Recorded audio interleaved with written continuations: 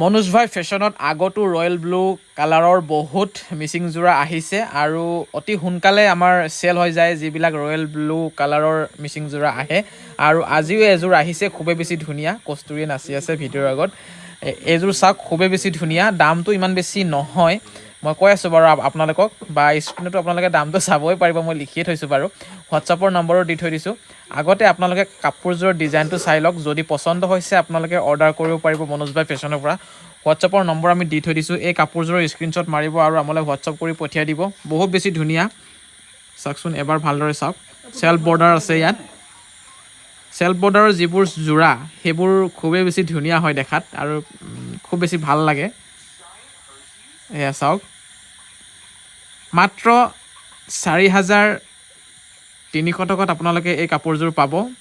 WhatsApp কৰিব হোৱাটছআপৰ number আমি স্ক্ৰীণত দি ৰাখিছোঁ